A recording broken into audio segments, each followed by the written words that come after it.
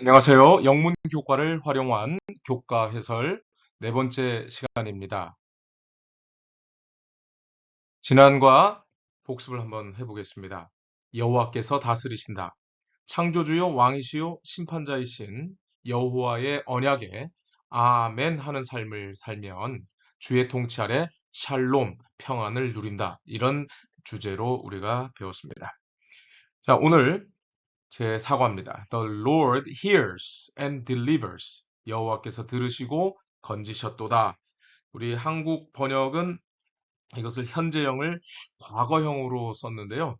아, 이런 것들을 우리가 좀 주의할 필요가 있습니다. 시제를 여러분 주목해서 한번 연구해 보시면 또 굉장히 깊은 깨달음을 얻을 수 있습니다. 자, deliver. 이것은 배달하다라는 뜻도 있고요. 데리고 가다. 또 연설을 하는 것을 deliver라고도 합니다. 출산하는 것도 deliver인데요. Be delivered of a baby. 그러니까 She was delivered of a boy. 뭐 이렇게 하면 사내 아이를 낳았다. 이런 뜻이 됩니다. 자, 오늘 기억절 한번 보겠습니다. 시편 34편 17절. 의인이 부르짖음에 여호와께서 들으시고 그들의 모든 환난에서 건지셨도다.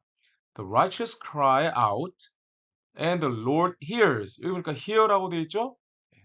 And delivers them out of all their troubles. delivers 현재형이죠. 그러니까 하나님의 그 역사가 지금 현재형이다. 이것을 보여주고 있습니다. 자, 이제 그 서론 부분 한번 보겠습니다. 제일 첫 문장인데요. Again and again, the Psalms highlight the truth. 자, 이 시편이 뭐를 지금 highlight, 그러니까 강조하고 있습니까? 진리입니다. The truth. 어떤 진리인가? That the sovereign Lord, 그 전능하신 하나님이 who created and sustains the universe. 여기도 시제 보이시죠? created, 과거에 창조하셨고, 그런데 내버려 두지 아니하시고, 지금 뭐 하신다? sustains, 지금 돌보신다. 온 우주를 돌보시는 그 우리 여호와께서 also reveals himself as a personal God. 그 전능하신 하나님이 개인적인 하나님으로도 나타내신다는 거예요. Who initiates and sustains a relationship with his people. 그분의 백성들과의 그 관계를 initiate라고 하는 것 좀 이따 이제 살펴보겠습니다만은 시작하시고 그것을 유지하시는 그런 개인적인 하나님이시다 이런 뜻입니다. 요약하면 먼저 다가오시는 친밀한 하나님에 대해서 우리가 배운다. 자, 히브리서 1장 2절 3절 지난과에 우리가 다루었고요. 요번 과에도 아주 살짝 저자가 언급하고 있는데요. 바로 우리 예수 그리스도는 세계를 지으신 창조주, 또 지금 만물을 붙들고 계시는 왕, 그 다음에 죄를 정결케 하시는 심판자로 예수님을 묘사하고 있죠. 그래서 제가 지난번에 히브리서와 시편에 나타난 예수님과 그 시편의 여호와를 이렇게 창조, 유지, 심판 이렇게 정의를 해봤는데요. 자, initiate, 먼저라는 뜻이죠. 우리가 사랑함은 그가 먼저 우리를 사랑하셨습니다. 사랑은 내리사랑이라고 하지 않습니까? 바로 예수 그리스도의 그 창조주 하나님의 그 사랑이 먼저 있었기에 우리도 거기에 반응해서 사랑하게 되는 것입니다. initiate, 시작하다, 개시하다, 착수하다, 또 형용사로도 쓰일 수 있어요. 신입의. 그런데 여기에 명사형 initiation, 시작, 개시, 또 입회식, initiative, 근데 initiative 이렇게 발음하기가 쉬운데 initiative 이렇게 해야 됩니다. initiative, 주도권, 계획 이런 뜻이 됩니다. 자, 그럼 세 번째 단 한번 볼게요. We should remember that the proper response to the Lord's nearness. nearness라는 말이 뭐예요? 가까이 하는 거예요. 여호와께서 가까이 하는 것에 예, 는 뭐가 포함되는 거예요? faith in him. 하나님에 대한 믿음이 필요한 거죠. 그리고 또 뭐도 필요하다? obedience to his commandments. 그분의 계명에 순종하는 것. Nothing short of this faith. 이런 믿음에서 우리가 이런 믿음을 갖지 못하면 어떻게 되는 거예요? faith and obedience will be acceptable to him. 이런 믿음, 이런 순종을 하지 않으면 그것은 하나님께 받아들여지지 않는다는 것이죠. 우리가 이것은 어디서 보았어요? 이스라엘이 그 역사적으로 실패한 것을 통해서 우리가 보았죠. 그러므로 이렇게 정리해 볼게요. 하나님께, 함께 하시는 하나님께 우리가 믿음과 순종으로 반응해야 된다. 자, 그럼 이거 총 정리해서 이 과에서는 무엇을 우리가 배울 수 있는가? 먼저 다가오신 하나님께 믿음과 순종으로 반응하자. 자, 요번 과를 한번 정리해 보겠습니다. 일요일, My frame was not hidden from you. 주님께 숨겨진 것은 없다. 이 frame에 대해서도 좀 배우겠습니다. Monday, assurance of God's care. 하나님의 돌보심에 대한 확신. 화요일, The Lord is a refuge in adversity. 고난 중에, 환난 중에 refuge, 피난처시라. 수요일, 이거 잘못됐는데? 요거, 예. 수요일 소지는 지금 지난번에 한 게 잘못됐어요. 그, 목요일, help from the sanctuary. 성소에서 도우심, 성소로부터의 도움. 이렇게 표현하면 더 좋겠네요. 자, 첫째 날입니다. My frame was not hidden from you. 요 you는 하나님이고요. frame 요거 좀 이따가 한번 보겠습니다. 주님께 숨겨진 것은 없다. 주님께 숨겨진 것은 없다. 시편 139편 15절에 이 저자가 몇 개의 시편을 쭉 언급하고 있는데 시편 139편 전체가 참 우리에게 익숙하고 소중한 그런 시편인데요. 그중에 15절 한번 볼게요. 내가 은밀한 데서 지음을 받고 땅의 깊은 곳에서 기이하게 지음 받은 때에 나의 형체가 주의 앞에 숨겨지지 못하나이다. 영어로는 My frame was not hidden from you. 여기에서 제목을 따온 것이죠. 자, 프레임이 뭔가 한번 볼까요? 여러분, 액자, 틀 이런 걸 프레임이라고 합니다. 또 뼈대도 프레임입니다. 뭐 옛날에는 왁구 이렇게 좀 비속어로 쓰기도 하잖아요. 왁구, 골격. 또 어떤 체제도 프레임입니다. 그 다음에 영화에서 한 장면 그것도 프레임이고. 공사로는 틀에 넣다. 또 심지어 죄를 뒤집어 씌운다. 뭐 요즘에 정치들이 뭐 프레임에 씌우지 말라 뭐 이런 얘기들 하잖아요. 예, 프레임이 바로 이런 것입니다. 그러니까 여기에서는 나의 골격을 아신다, 나의 형체를 아신다 요런 내용입니다. 여러분 초음파 사진을 요새 보면은요 참 신기해요. 예전 초음파는 아이 윤곽이 어느 정도 보였는데 요즘 초음파는 발달하니까 그 아이의 콧대까지 다 보여요. 그래서 초음파 사진 보고 우리 아이 잘생겼죠? 이렇게 자랑하는 엄마들도 있잖아요. 하나님에게 있어서는 우리가 초음파로 보는 것보다 더 우리의 형질을 잘 알고 계신다. 이런 의미에서 시편 139편을 선택했습니다. 자, 일요일 소재 그 부분 보시면 God has both the perfect knowledge of us. 우리를 어떻게 하시는 거예요? Perfect knowledge. 온전히 아시고 and of our circumstances. 우리의 형편도 아신다 그랬어요. And also the means to help us. 여기 mean에다가 s가 붙은 거는요. 단수인데 이건 수단 내지는 방법을 뜻하는 겁니다. 우리를 도우실 방법도 갖고 계시다. Therefore, his promises of help and deliverance 그러므로 우리를 돕겠다는 것과 우리를 건지시겠다고 하는 그 약속은 are not shallow platitudes but firm assurances. shallow라고 하는 것은 낮다라는 겁니다. 얄팍하다라는 거죠. 그래서 얄팍한 사탕발림이 아니고 아주 굳건한 확신이다 이런 의미입니다. 그래서 정리를 해보면 우리를 아시고 도우시는 하나님의 약속은 어떻다? 확실하다, 확실하다. 자, platitude, 상투적인 문구를 말하는 건데요. 이거와 동일한 단어가 있어요. 클리셰라는 말은 불어입니다. 진부한 표현이죠. 이게 옛날에 인쇄를 할 때, 이렇게 반복해서 쓰는 말은 아예 딱 글자판을 이렇게 모아놨다고 해요. 그래서 그걸 클리셰라고 했대요. 그러니까 예를 들어서 뭐 우리가 상투적으로 쓰는 말들, 그냥 마음에 없는 요새는 그런 뭐 이야기들 하면 사람들이 별로 그렇게 좋아하지 않잖아요. 예. 뭐 요런 내용들. 그 다음에 한번 일요일 그 중간 부분에 보시면 This wonderful truth about God knowing us. 그러니까 우리를 아시는 하나님에 대한 이 놀라운 진리. 이거는 intimately라고 하는 것은 아주 친밀하다라는 거예요. Should not scare us. 우리를 두렵게 하지 않는다는 거죠. But instead 그 대신에 drive us into the arms of Jesus. 예수 그리스도의 팔로 우리를 인도한다.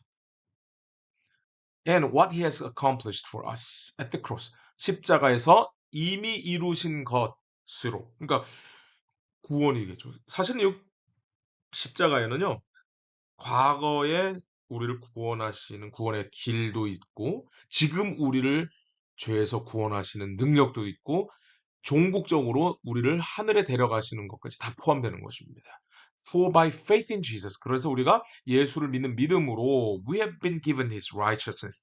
우리는 이미 그분의 뭐를 가졌어요? righteousness. 의를 가지게 된 거죠. The righteousness of God himself. 그분만이 주실 수 있는 하나님의 의를 우리의 의가 아니죠. 행함으로 말미암는 의가 아니죠. 이것을 우리가 가졌는데 그게 뭐로 된다? By faith. 믿음으로 된다. 정리해 볼게요. 하나님이 우리를 아시는 것은 공포가 아니라 뭐다? 구원이다. 하나님 우리를 너무나 잘 아시기 때문에 사실 좀 두려운 생각도 들잖아요. 근데 그게 아니라는 거예요. 하나님이 나를 너무나 잘 아시기 때문에 그것이 감사한 일이고 그것은 구원으로 이끄시는 것이다.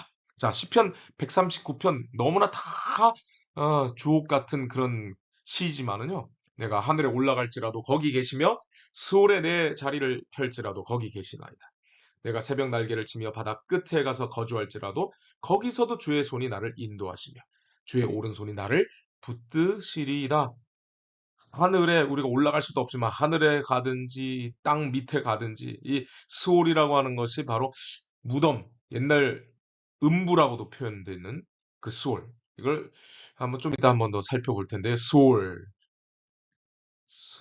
이것은 헬라어 하데스에 해당하는 히브리어입니다. 죽은 자의 거처를 말하는 것이고요. 그래서 음부 또는 무덤 이렇게 표현하면 좋겠는데요. 영어 성경 킹 제임스 버전은 그래서 무덤이라고 31번 또 지옥이라고도 번역했어요. 그래서 지옥이라고 번역했기 때문에 참 우리가 오해가 너무나 많아지는 것 같아요. 구덩이라고도 3회 표현됐습니다. 자, what these images, 그러니까 그 하나님께서 이런 분이다라는 그런 이미지들을 이거를 convey, 그러니까 이런 이미지로부터 우리가 이미지들이 갖고 있는 것은 뭐냐? is the truth, 진리인데 that there is no place in the universe. 이 우주에서 우리가 어떤 곳이 없다? Where we can be out of God's reach. 하나님이 이렇게 닿지 못하는 그런 곳은 없다는 거예요. Though God is not part of the universe, 하나님은 우주의 한 부분이 아니죠, 당연히. 창조주시기 때문에. As some believe. 그렇게 믿는 사람도 있다는 거예요. 그러나 He is close to it all. 하나님은 우주에 늘 가까이 계신다는 거죠. 편만 하시는 분이죠. Having not only created it, 우주를 지으셨을 뿐만 아니라 but sustaining it. 이것을 유지하고 계신다는 거죠. 여기에 괄호해 놓고 히브리서 1장 3절. 여러분 이런 괄호 같은 거 사실 잘 보시면 좋습니다. 거기에 뭔가 저작하고 싶은 말이 숨어 있어요.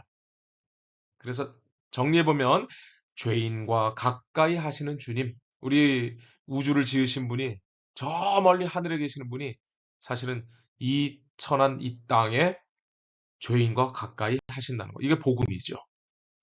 여러분 창세기 3장 9절에 보시면 여호와 하나님이 아담을 부르시며 그에게 이르시되 내가 어디 있느냐?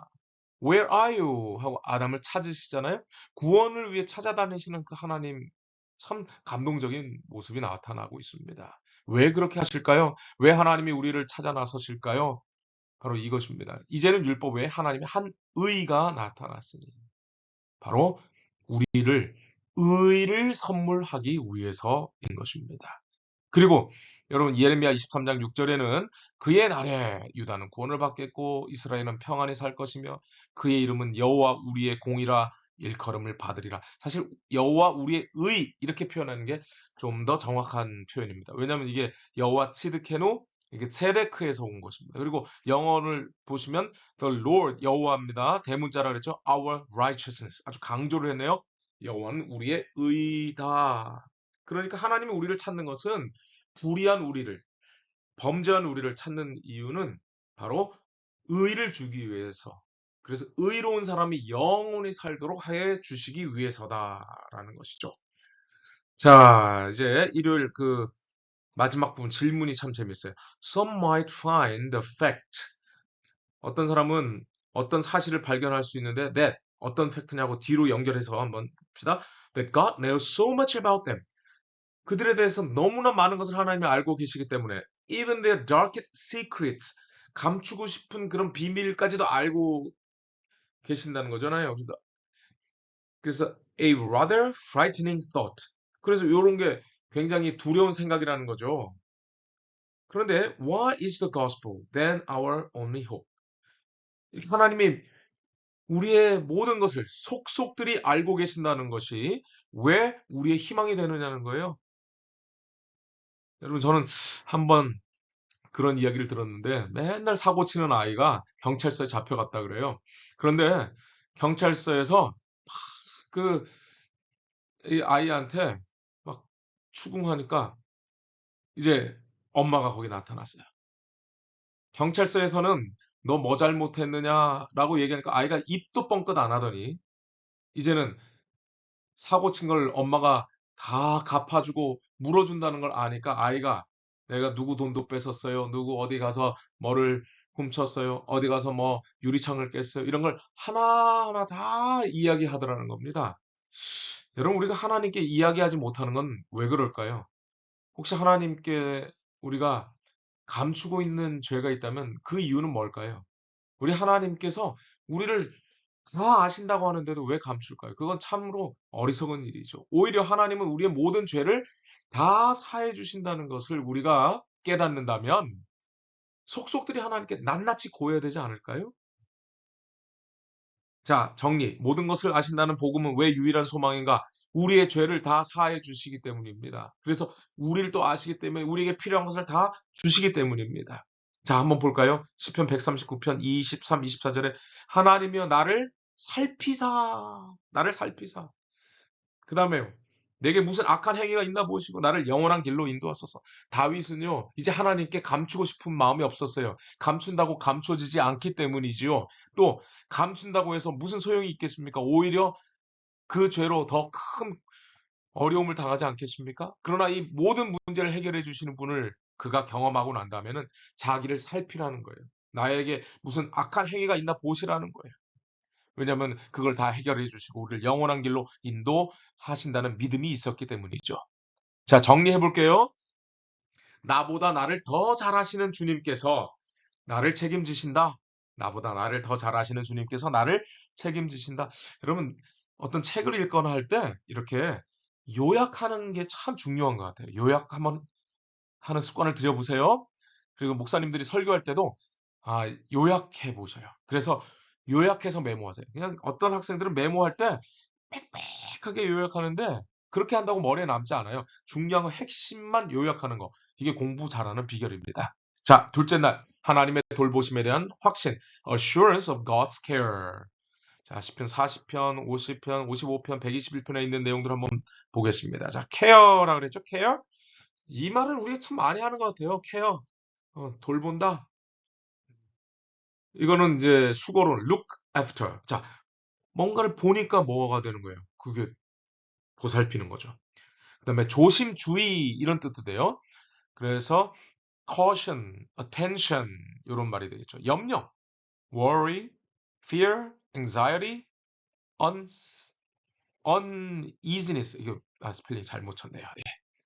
자, 월요일 날 요 첫 부분 한번 볼게요. The Lord reveals himself. 하나님은 자신을 나타내신다. In scripture. 성경에서 그 자신을 나타내신다. 뭐로 나타내시는가? As the living God. 살아계신 하나님으로 나타낸다. 그리고 who로 설명하죠. Who acts on behalf of those who call upon him.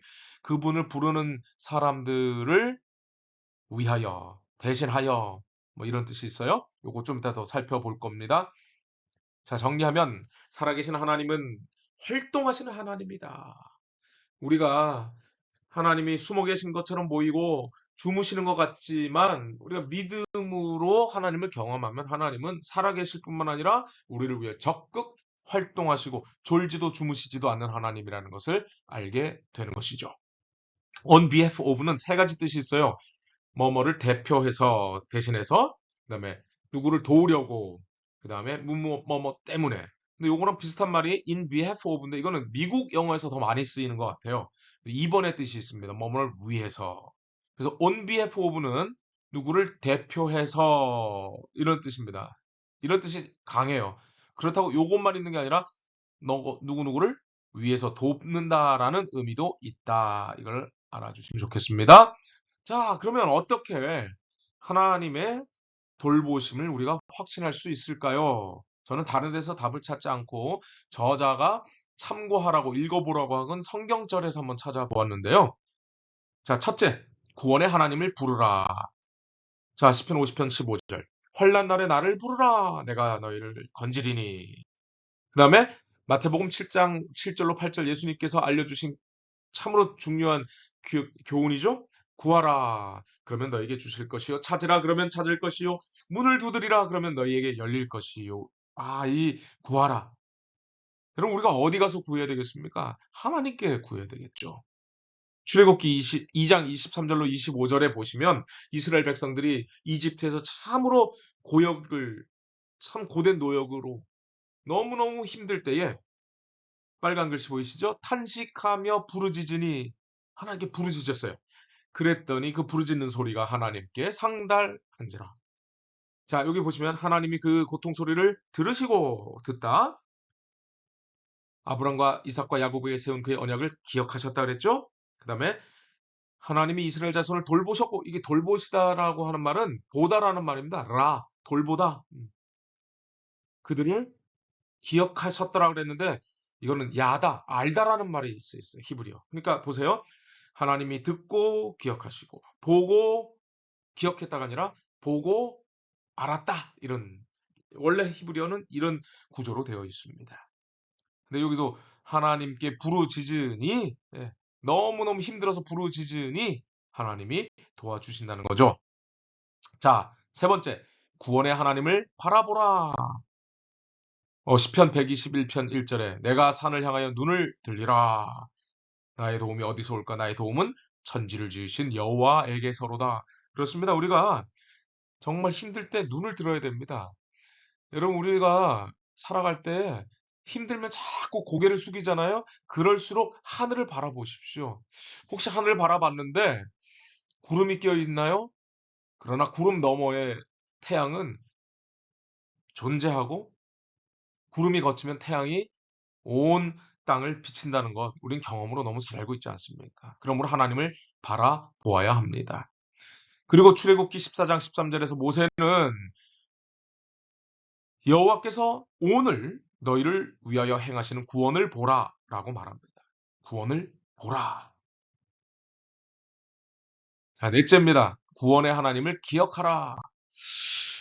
시편 50편 이 저자가 선택한 성경절을 보니까 하나님을 잊어버린 너희여 이제 이를 생각하라. 그렇지 않으면 내가 너희를 찢으리니 건질 자 없으리라. 감사로 제사를 드리는 자가 나를 영화롭게 하나니 그 행위를 옳게 하는 자에게 내가 하나님의 구원을 보이리라. 여러분 우리가 가장 큰 문제는 그 구원의 하나님을 잊어버리는 겁니다. 이스라엘 백성들이 하나님을 잊어버리니까 자꾸 무럽다고 불평하고 만나만 주냐고 불평하고 메추라기를 구하잖아요. 감사하는 마음이 없어진 거예요. 하나님을 잊어버리면 감사가 사라집니다. 그러나 하나님을 기억하면 감사가 회복되는 것입니다. 이사야 64장 5절도 주의 길에서 주를 기억하는 자를 선대하신다 그랬죠? 예, 우리가 하나님을 기억해야 됩니다. 그리고 엘렌 화이트의 자서전 196페이지에는 우리는 주님께서 우리를 인도해 오신 길과 우리의 과거 역사를 통하여 주신 그분의 가르침을 잊어버리는 것 외에는 미래를 위하여 두려워할 것이 전혀 없다라고 말씀합니다. 맞습니다. 잊어버리지 않아야 돼요. 기억해야 됩니다. 그래야 감사하는 것이죠. 그리고 여기 보면 기다리라 그랬잖아요. 기억하고 이제 해야 될 일이 뭐냐면 기다리고 기다렸더니 내가 여호와를 기다리고 기다렸더니 여러분 이것은 마치 정말 인내가 없이는 불가능한 겁니다. 기다리고 기다렸더니 여호와여 주의 구원을 기다리니다. 사람이 여호와의 구원을 바라고 잠잠히 기다림이 좋도다. 애가 3장 26절. 그리고 계시록 14장 12절에는 성도들의 인내가 여기 있다고 말하고 있습니다. 성도들의 인내.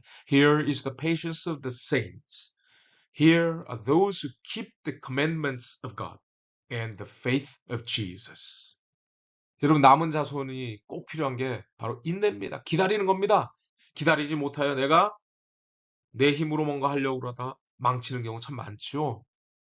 자, 구원의 하나님을 부르라. 구원의 하나님을 바라보라. 구원의 하나님을 기억하라. 구원의 하나님을 기다리라.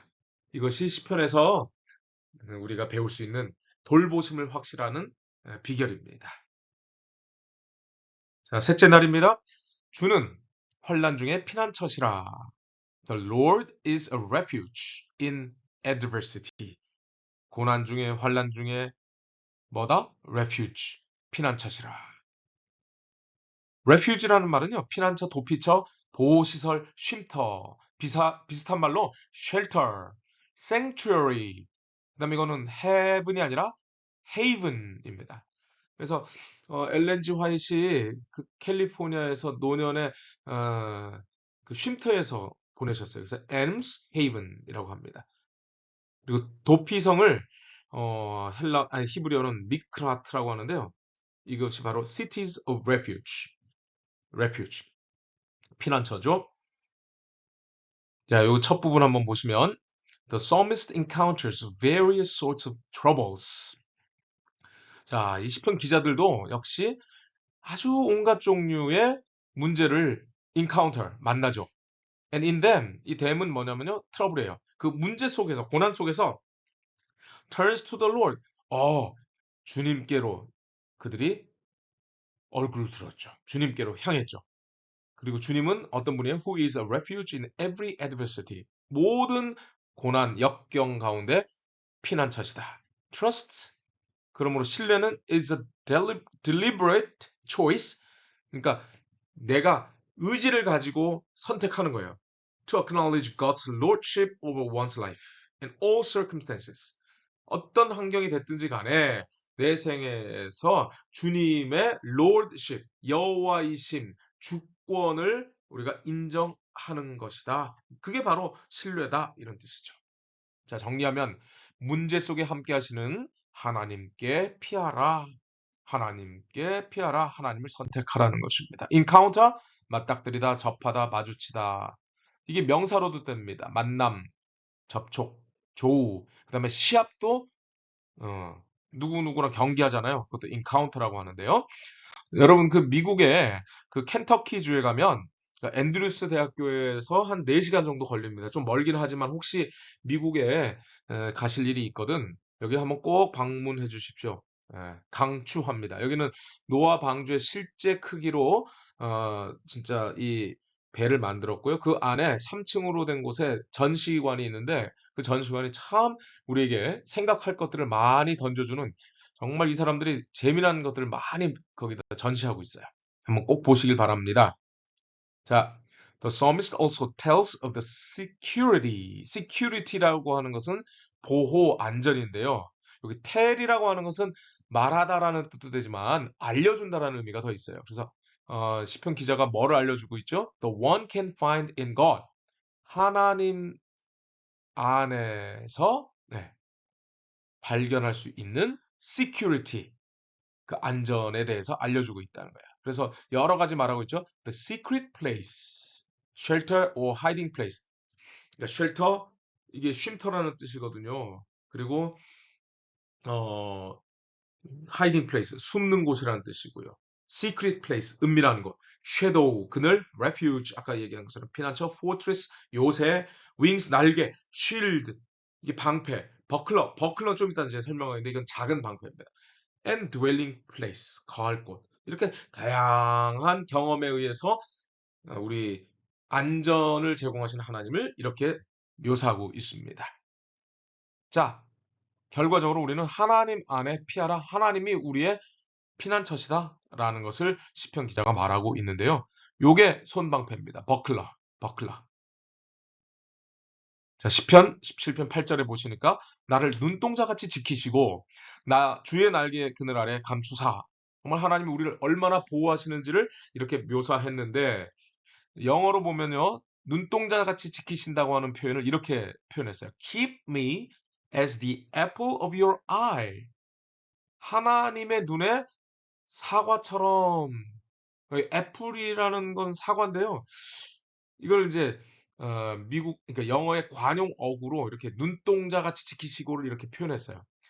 그 YLT라고 하는 Young's Literal Translation은요. Keep me as the apple 해놓고 컴마 해놓고 the daughter of the eye. 눈 안에 딸처럼. 여러분 우리가 사랑하는 사람이 가까이 이렇게 합니다. 그리고 눈을 마주 봅니다. 그럼 눈을 마주 보면 여러분 상대방의 눈에서 내 모습을 본 적이 있으신가요? 그렇게 안 해보셨다고요? 한번 꼭 해보십시오. 근데 히브리어는 정말 표현이 기가 막히게 해놨어요. 눈동자라고 하는 것은 아인, 눈에 동자라는 뜻이 아니고요. 이쇼온이라는 말인데 이것은 남자, 사람을 말합니다. 이쇼는 작은 사람을 말합니다. 그러니까 상대방의 눈동자에서 작은 사람이 들어있는 거예요. 마주 볼 때 할 수 있는 내가 들어있는 거예요. 그래서 눈에 넣어도 아프지 않아요. 바로 우리 하나님이 그렇게 우리를 지켜주시고 또 어떻게 하신다고요? 주의 날개 그늘 아래 감추신다 그랬어요. 자, apple of my eye 이런 표현. 이거 한번 나중에 참고해 보시고요. If someone is the apple of your eye, 누군가가 그 apple of your eye, 내 눈에 사과라고 한다면 you think he or she is very important to you. 아주 중요한 사람이다, 귀한 사람이다, 사랑하는 사람이다. 이런 표현입니다. 그 다음에 마태복음에 예수님께서는요. 예루살렘아 선지자들을 죽이고 내게 파송된 자들을 돌로 치는 자여 암탉이 그 새끼를 날개 아래에 모음같이 내가 네 자녀를 모으려 한 일이 몇 번이더냐. 이렇게 여러분 참 재미난 사진 하나 봤는데요. 이 병아리들이 물에서 이렇게 다 젖으니까 어미 닭이 이렇게 안아주는 모습. 야, 이런 사진을 제가 보았는데요. 참 너무나 감동적이지 않습니까? 그리고 신명기 32장에 보시면 독수리가 자기 날개를 펴서 새끼를 받았어요. 이거는 독수리가 훈련시키는 겁니다. 독수리가 날 수 있도록. 그리고 날개 위에 그것을 업어서 다시 올라가서 계속해서 보호하는데 여러분 보호라는 거는요. 강하게 키우는 게 보호입니다. 맨날 엄마가 뒤치다꺼리 해주는 게 보호가 아니에요. 그래서 신명기에서는 그 보호의 의미를 이렇게 또 날개로 형상화해서 말하고 있습니다. 자, 넷째 날입니다. 보호자이며 구원자이신 주님. Defender and Deliverer. Defender. 요거는 무슨 뜻일까요? Defend라고 하는 동사에서 er를 붙여가지고 방어하다, 수비하다, 옹호하다, 수호자라는 뜻입니다. 수호자. 명사는 defense인데요. 미국의 국방장관을 Secretary of Defense라고 했어요. 국방장관이 보호하는 그런 장관이네요. 알고 보니까. 그래서 어떤 자국도 지키고 어떤 나라가 위험에 쳤을 때 국방장관이 나서서 군대를 이끌고 보호한다. 이런 의미에서 Secretary, 비서잖아요. Secretary of Defense, 국방장관입니다. 자, 여기 좀 긴데요. What a poetic depiction of God's marvelous deliverance of His children. 그분의 자녀들을 이렇게 놀랍게 구원하시는 그 하나님에 대하여 얼마나 시적으로 묘사하고 있냐는 거예요. 그래서 여기 쭉 이집트 애굽에서 우리 건지시는 그 모습. 자, 이것이 뭐와 연결되어 있냐면 Paul in these verses in 1 Corinthians does just that, seeing the whole true story as a metaphor, a symbol of salvation in Jesus Christ. 그러니까 고린도 전서에서 바울은 뭐라고 하는 거예요? 예수 그리스도가 제공하시는 그 구원의 상징, 심볼, 메타포는 은유잖아요. 그걸 즉 같은 의미로 지금 설명하고 있는 거예요. 그것으로 설명한다. 즉 시편 114편과 고린도전서 14장은 굉장히 유사하게 우리의 구원을 말하고 있다. 우리를 보호하시는 하나님을 말하고 있다. 즉 예수 안에 구원을 묘사한다. 성경 전체가 사실은 여러분 지난번에 배웠죠. 타나크, 율법과 선지자의 글과 시편에 예수 그리스도를 가리켜 하는 것, 예수 그리스도의 특별히 구원을 성경에서 묘사하고 있는데요. 시편이 그것을 더 시적으로 표현하고 있는 것이죠. 자, 고린도전서 10장 3절 4절 보시면 여기서 여러분 무엇을 얻을 수 있어요? 신령한 음식, 만나를 먹었고요. 신령한 음료 반석에서 먹었잖아요. 그 물을 마셨잖아요. 그런데 이 반석이 곧 그리스도라고 사도 바울이 말합니다. 즉 우리가 먹고 마시는 모든 것이 다 누구의 은혜라는 거예요? 하나님의 은혜요. 그리스도의 은혜라는 것입니다. 여러분 이걸 우리가 정말 확실하게 깨달아야 됩니다. 제가 여러분 여기 파워포인트에는 넣지 않았지만 하나님의 아들과 딸들 77페이지에 보시면 교인들이 믿음을 통하여 예수 그리스도로부터 수액과 영양분을 섭취하고 그러니까 우리가 먹는 모든 게 예수 그리스도로부터 온다는 거예요. 인간의 생각이나 고안이나 수단들로부터 돌아선다면 우리가 사람을 의지하지 않는다는 거죠. 만일 그리스도 안에 계신 하나님과 친밀함을 확신한다면 그들은 그들의 전적인 신뢰를 하나님께 둘 것이며 가지가 포도나무 원줄기에 붙어 있는 것처럼 그리스도와 생생한 연합을 이룰 것이다. 참 감동적인 그런 묘사입니다. 자, 예수님께서는요. 내 살과 내 피를 뭐라 그랬어요? 참된 양식이요, 참된 음료라고 얘기했어요. 그러므로 우리가 지금 호흡하는 것, 우리가 먹는 것, 이 모든 것은 거기에 사실 그리스도의 십자가로부터 모든 것이 다 우리에게 나오는 것입니다. 자, 그 다음에 이제 시편 114편 5절에 이런 표현이 있는데요. 이게 그 시편에 있는 말씀과 고린도 전서의 그 출애굽과 굉장히 묘사가 아주 일치하는데요. 바다야 내가 도망하면 어찌함이며 요단아 내가 물러가면 어찌함인가. 그 바다는 어느 바다겠어요? 당연히 홍해겠죠. 홍해가 갈라지지 않았습니까? 자, 구약의 바다는 얌이라는 말인데요. 대해, 이건 지중해입니다. 대해를 서해라고도 했어요. 염해, 짠 바다라는 거예요. 이게 어느 바다겠어요? 사해죠. 그리고 동해로도 불렀어요. 홍해, 이걸 또 갈대바다라고도 했습니다. 긴네렛, 여러분 이 긴네렛은 여러분 갈릴리 호수, 게네사렛을 긴네렛이라고도 했어요. 그러니까 이 갈릴리는 사실은 바다가 아닙니다. 거기는 짠 바다가 아니죠. 호수잖아요. 근데 너무 넓으니까 이 사람들은 이 갈릴리도 바다라고 생각했어요. 그다음에 나일 강도 바다라고 생각을 했습니다. 자, 그리고 여기 출애굽기 14장 21절 보시면 바다가 마른 땅이 되죠? 홍해가 갈라져서 하나님께서는 바람을 밤새 불게 했어요. 좀 헤어 드라이기로 말리는 것처럼 밤새 이렇게 말리시고 바다가 뭐가 됐다는 거예요? 마른 땅이 되도록. 하나님 자상하지 않나요?